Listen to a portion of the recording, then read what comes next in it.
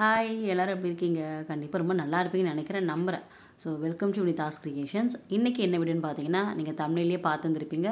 தைப்பூசம் ஸ்பெஷலாக நம்ம வீட்டில் நம்ம வீட்டு முருகருக்கு அழகுக்கு என்னெல்லாம் பண்ணோம், என்னெல்லாம் சமைச்சோம், எப்படி சாமி கும்பிட்டுருந்தோம் எல்லாமே நான் உங்களுக்கு வந்துட்டு டீட்டெயிலாக வ்ளாகில் ஷேர் பண்ணுறேன். கண்டிப்பாக உங்களுக்கு ரொம்ப யூஸ்ஃபுல்லாக இருக்கும்னு நான் நினைக்கிறேன். ஸோ வாங்க நம்ம வந்துட்டு டக்குனு வீடியோக்குள்ளே போயிடலாம். எப்பவும் போல தாங்க ஆஸ் யூஷுவல் மார்னிங் ரொட்டீன் வந்துட்டு காலையில் 4 மணிக்கு ஸ்டார்ட் ஆகிடுச்சு. 4, 4:30 அந்த மாதிரி டைமில் வந்துட்டு நம்ம எப்போவுமே நம்ம அலாம் செட் பண்ணனாலும் முழிப்பு வந்துடும். அது வந்துட்டு ரொட்டீனில் நமக்கு அப்படியே பழகிருச்சு. ஸோ எந்திரிச்சு எப்பவும் பண்ணுற போல் எல்லா வேலையும் ஃபினிஷ் பண்ணிவிட்டு அதுக்கப்புறம் ஹேர் வாஷ்லாம் பண்ணிவிட்டு காலையில் வீடு ஃபுல்லாக பெருக்கி தொடச்சாச்சு. துடைக்கல, மஞ்சள் கூட ஜவ்வாது கலந்த தண்ணீர் வந்துட்டு தெளித்து விட்டுருந்தேன். அப்புறம் முன் வாசல் கதவுல, அருகங்காலில், நிலவாசலில் எல்லாத்துலேயுமே இருந்த பொட்டு பழைய பூ அந்த பொட்டெல்லாம் நல்லா தண்ணி போட்டு நல்லா தொடச்சிட்டு ஃப்ரெஷ்ஷாக மஞ்சள், சந்தனம், பன்னீர், அதுக்கப்புறம் கொஞ்சமாக ஜவ்வாதெல்லாம் கலந்து பூசி விட்டு நல்லா ஃப்ரெஷ்ஷாக இருந்தது. ஏன்னா எப்போவுமே நம்ம கொஞ்சம் அந்த ஃபெஸ்டிவல் டைம்னாலே, அதுவும் இந்த டிவைனான 4 நாள் நமக்கு இதெல்லாம் ஃப்ரெஷ்ஷாக வச்சது நல்லாயிருக்கும்ல. அதுவும் வாசலை வந்துட்டு முன்னாடி நாள் ஒரு மாக்குளம் ஒன்று போட்டிருந்தேன். அது அழைக்கவே ரொம்ப டிலேவாகிடுச்சு. ஏன்னா பாப்பா அதுக்கு மேலேயே திரும்ப ஏதோ பண்ணி வாசல் ஒரு மாதிரி வச்சுருந்தாங்க. அதான் நான் உங்களுக்கு வீடியோ ஷூட் பண்ணல. அதை டக்குன்னு எடுத்துட்டேன். அதுக்கப்புறம் அங்கே தொடச்சிட்டு மாக்குளம் போட்டிருந்தேன். நான் என்ன திங்க் பண்ணிட்டு இருந்தேன்னா, சரி மெதுவாக நம்ம பண்ணலாம், ஏன்னா மதியம் போல தான் நம்ம சாமிக்கு படைக்க போகிறோம், சமையல்லாம் செஞ்சு வச்சுட்டு தான் மெதுவாக நம்ம சாமி கும்பிட்டுக்கலாம். காலையில் எப்பவும் போல் சாமிக்கு ஒரே ஒரு தலையில் ஒரு பூவை மட்டும் வச்சுட்டு விளக்கேற்றிக்கலாம் அப்படின்னு தான் நான் நினச்சேன். ஆனால் என்னன்னு தெரியல, எனக்கு கோவிலேருந்து கூப்பிட்ருந்தாங்க. ஏன்னா நம்ம வந்துட்டு இந்த ஒரு 2 days மாலை போடுற அன்னைக்கு நம்ம சகஸ்ரநாம பூஜைக்கு வந்துட்டு பைசா கொடுத்துருந்தோம் இல்லையா, அங்கேருந்து கால் பண்ணியிருந்தாங்க. 4:30 மணிக்கு அன்றைக்கே வர சொல்லியிருந்தாங்க. ஆனால் 4:30 மணிக்கு எங்கேருந்து நம்ம போகிறது, வீட்டில் வேலை இருக்கும் இல்லையா, அதனால் நான் போகலை. அங்கே வந்துட்டு தைப்பூசம் அன்னைக்கு காலையில் அபிஷேகம்லாம் பண்ணியிருப்பாங்க சாமிக்கு, அதுக்கு போகலை. அதுக்கப்புறம் சரி அர்ச்சனை, இந்த சகஸ்ரநாம அர்ச்சனைக்கும் வர சொல்லியிருந்தாங்க. அதுக்கும் வேலை, நம்ம ஒரு 10 மணிக்கே கோவில் போய்க்கலாம் அப்படின்னு தான் நாங்கள் நினச்சது. ஆனால் முருகர் வந்துட்டு நீ கோயிலுக்கு வந்தே ஆகணும்னு நினச்சாரு போல். எனக்கு கோவிலேருந்து உடனே ஃபோன் பண்ணியிருந்தாங்க. இந்த மாதிரி நீங்கள் பைசா பே பண்ணியிருந்தீங்க இல்லையா, வாங்க அர்ச்சனை போயிட்டுருக்கு. 1008 சகஸ்ரநாம அர்ச்சனை முருகருக்கு பண்ணியிருந்தாங்க, போயிட்டுருக்கு, வந்து உங்களை தாம்பளம் தட்டெலாம் வாங்கிட்டு போங்க அப்படின்னு சொல்லியிருந்தாங்களா. சரி நம்ம நினச்சோம் கடவுள் வந்துட்டு நம்மளை கூப்பிட்றாரு, நம்ம இதை வந்துட்டு இது பண்ணக்கூடாதுன்னு சொல்லிட்டு நான் என்ன பண்ணேன், டக்குன்னு விளக்கணும் ஏற்றிட்டு கிளம்பியாச்சு. அதுக்கு முன்னாடி சாமிக்கு பால் மட்டும் பிரசாதத்துக்கு வச்சுட்டு நான் கோவில் கிளம்பிட்டேன். கோவிலில் வந்துட்டு நல்லா சுட பொங்கல் கொடுத்தாங்கங்க. நல்லா வெண்பொங்கல், அதுக்கப்புறம் சுட சாம்பார், இதெல்லாம் கொடுத்தாங்க. செம்ம டேஸ்ட்டாக இருந்தது. சாமி அர்ச்சனை பண்ணுறதை பார்த்துட்டு அப்புறம் பிரகாரத்தெல்லாம் சுற்றிட்டு அங்கே கொஞ்ச நேரம் அப்படியே டைம் ஸ்பெண்ட் பண்ணிட்டு இருந்தேன். அங்கே நிறைய நம்ம சொந்தங்களை பார்த்துருந்தேன். என்னை ஐடென்டிஃபை பண்ணி வந்து பேசியிருந்தாங்க. எனக்கும் ரொம்ப ஜாலியாக இருந்தது. அதுக்கப்புறம் சாமியெல்லாம் கும்பிட்டு முடிச்சுட்டு நமக்கு கொடுத்த அர்ச்சனை தட்டெலாம் வாங்கிட்டு வீட்டுக்கு வந்தாச்சு. எப்போவுமே ரொம்ப சாமிக்கு நம்ம பிரசாதம்லாம் வைக்கும்போது, இல்லை ஒரு டிவைனான நாள், தைப்பூசமாக இருக்கட்டும், பொங்கலாக இருக்கட்டும், தீபாவளி, இந்த மாதிரி டிவைனான நாளில் வந்துட்டு நான் இந்த நல்ல நேரம்லாம் பார்க்கவே மாட்டேன். நல்ல நேரமாக இருக்கட்டும், கெட்ட நேரமாக இருக்கட்டும், அந்த ராககால யமகன்னு சொல்லுவாங்களா, அதை நான் பார்க்கவே மாட்டேன். நான் எப்போ சமையல்லாம் முடித்து சாமிக்கு அலங்காரம்லாம் பண்ணி விளக்கேற்றணும், அதுதான் என்னுடைய நல்ல நேரம் அப்படின்னு தான் நான் வந்துட்டு திங்க் பண்ணுவேன். ஏன்னா நிறைய பேர் இப்போ ரீசெண்டாக நான் போட்ட அந்த லாங் வீடியோவும் சரி, ஷார்ட்ஸும் சரி, எப்போ நல்ல நேரம் கேட்டுகிட்டே இருந்தீங்க. நான் இப்படி தான் ஃபாலோ பண்ணுவாங்க. அதனால் நான் வந்துட்டு அந்த கேலண்டரில் பொதுவாக அதெல்லாம் பார்க்கவே மாட்டேன். அதேமாதிரி இந்த ராசி பலன்லாம் பார்ப்பாங்க இல்லையா, என்னுடைய ராசி வந்துட்டு ரிஷப ராசிக்கு என்ன இருக்குது சிஸ்டர், உங்களுக்கு இது இருக்குது சிஸ்டர், இந்த மாதிரி அமைதியாக இருங்க, அங்கே போகாதீங்க அப்படின்னு நிறைய பேர் அன்பாக ஒரு லவ்விங்காக அதெல்லாம் சொல்வீங்க. ஆனால் நான் அதெல்லாம் நம்ப மாட்டேன். ஜாதகம் பண்ணுறதை நான் நம்ப மாட்டேன். ஏன்னா எல்லாத்தையும் தாண்டி தான் நம்ம கடவுள்கிட்ட சரணடைஞ்சாச்சு. நீயே கதி, சரணாகதி அடைஞ்சாச்சு. அதுக்கப்புறம் நம்ம திருப்பி அதெல்லாம் பிடிச்சிட்டு இருந்தோம்னு வச்சுக்கிங்களா, அப்புறம் கடவுள்கிட்ட போயும் பிரயோஜனம் இல்லை இல்லையா. அந்த மாதிரி நான் திங்க் பண்ணுறவ. ஸோ அந்த நல்ல நேரம் கிட்ட நான் எதுவுமே பார்க்கவே மாட்டேன். நான் சமையலாம் செஞ்சு முடிச்சதுக்கப்புறம் கிட்டத்தட்ட ஒரு 3 மணி ஆகிடுச்சு எல்லாமே ஃபினிஷ் பண்ணி சாமி கும்பிட்றதுக்கு.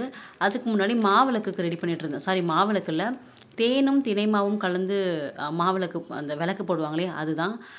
நான் தினை மாவுலாம் வாங்கி அரைச்சி தான் படணும்னு நினச்சேன். ஆனால் ரொம்ப டிலேவாகிடுச்சு. காலையில் நான் கோவில் போயிருந்தேன்னு சொன்னேன் இல்லையா, அங்கே ஆப்போசிட்லேயே நாட்டு மருந்து கடைகளில் தினை மாவு பாக்கெட் இருந்தது, அரைச்சது தான் இருந்தது. அதை வாங்கிட்டு வந்து 2 பாக்கெட்டில் அதுக்கப்புறம் தேன் அது கூட கலந்து விளக்கு மாதிரி செஞ்சு இதில் வந்துட்டு நல்லெண்ணெய் விட்டு விளக்கு போட்டிருந்தேன். எல்லாமே பண்ணணும் தான், பட் எல்லாமே ஒட்டுக்க நம்மளே தனியாக செய்யும்போது கொஞ்சம் வேலை இழுத்துரும் இல்லையா, டைமிங்கும் இழுத்துரும். அப்புறம் இன்னொரு ரீசன் என்னென்னா, ஒரு 2 days முன்னாடி தேட்டருக்கு போகலாம் அப்படின்னு புக் பண்ணிட்டோம்.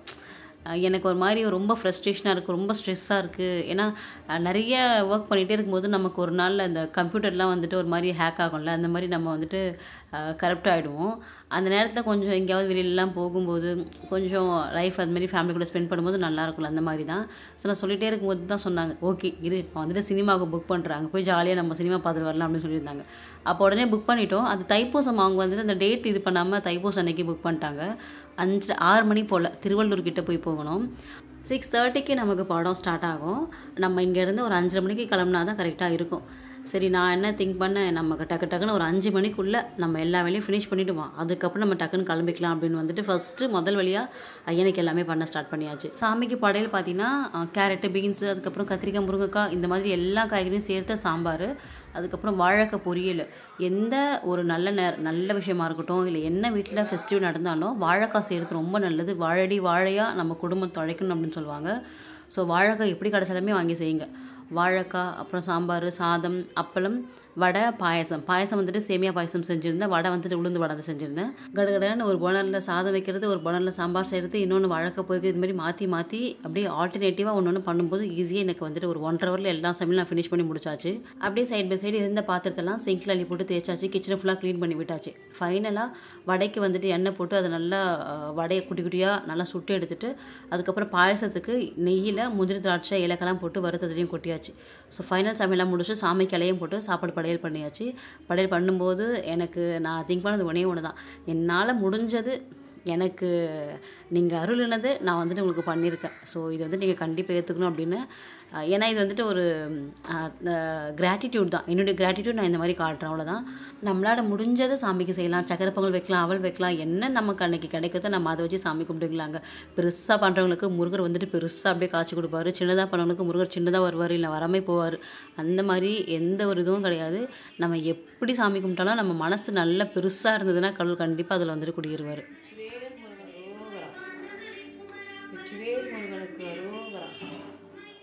சாமிக்கு ஒரு அடியில் வெட்டிவேர் மாலை வச்சுருந்தேன். ஸோ அதுவுமே சாமிக்கு போட்டுட்டு, அதுக்கப்புறம் பூவெல்லாம் போட்டு சாமிக்கு அழகாக அரளிப்பூ படத்துக்கு மட்டும் போட்டுட்டு, முருகருடைய விக்கிரகம் இருக்கு இல்லையா, அவங்களுக்கு வந்துட்டு நான் ஒரு அடியில் ஆண்டாள் மாலை வச்சுருந்தேன், அது போடலாம் அப்படின்ட்டு. ஆனால் ரொம்ப டைம் ஆனதுனால என்னால் அது போட முடியல.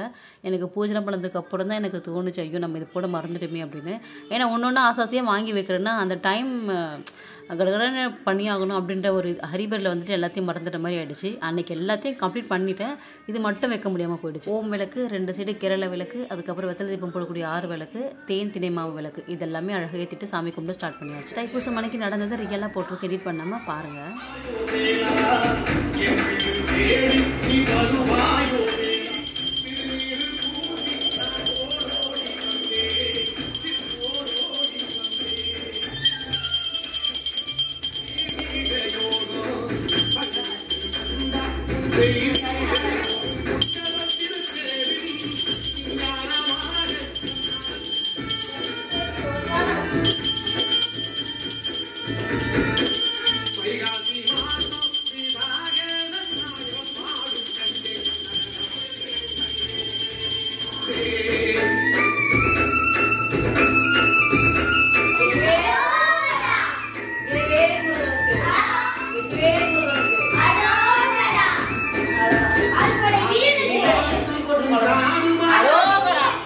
முருகருடைய சாங்ஸில் நிறைய சாங்ஸ் நல்லா நமக்கு மனசு அப்படி உருக்கிற மாதிரியே இருக்கும். இன்னொன்று நல்ல வைபாக இருக்கும். அதில் நல்லா எப்போ கேட்டாலுமே ஒரு மாதிரி ஹாப்பி மூடுக்கு போகிறது வந்துட்டு இந்த தென்பழனி தேடி வந்த சாங் வந்துட்டு ரொம்ப நல்லாயிருக்கும். ஸோ குட்டீஸு நாங்கள் 4 பேருமே க்ரீன் கலரில் ட்ரெஸ் போடணும்னு சொல்லிட்டு பிளான் பண்ணியிருந்தோம். கடைசியாக 3 பேருக்கும் செட் ஆகிடுச்சு. நான் க்ரீன் கலர் சாரி, என்னது வந்துட்டு நான் முன்னாடி நான் குன்றத்தூர் போகும்போது கட்டியிருந்தேன் இல்லையா, அதே சாரி தான் அன்றைக்கி நான் கட்டியிருந்தேன். ஏன்னா இன்னொரு புதுசாக சாரி எடுத்து ப்ளீட் பண்ணி எல்லாம் பண்ணி அயன் பண்ணுறதுக்குள்ளே ரொம்ப டிலே ஆகிடும். டக்குன்னு இதே எடுத்து கட்டிக்கலாம்னு சொல்லிட்டு அதை நான் கட்டியிருந்தேன். அதுக்கப்புறம் ஹஸ்பண்ட் க்ரீன் கலர் வேஸ்ட்டு துண்டு போட்டிருந்தாங்க. பாப்பாவுக்கும் ஏதோ அங்கங்கே க்ரீன் வர மாதிரி ஒரு ட்ரெஸ் போட்டாச்சு. பட் கிருஷாவுக்கு மட்டும் தான் க்ரீன் கலர் ட்ரெஸ் கிடைக்கல. அதெல்லாம் ஒயிட்டில் ஒரு க்ரீன் வர மாதிரி போட்டிருந்தான். போட்டு விளக்கெலாம் ஏற்றி சாமி கும்பிட்டு முடிச்சாச்சு. லாஸ்ட் இயர் நான் மட்டும் தனியாக சாமி கும்பிட்டுருந்தேன். இந்த வருஷம் பசங்களோட சேர்ந்து மாலைலாம் போட்டு சாமி கும்பிட்ட மாதிரி என்னை முருகர் மாற்றிட்டாரு.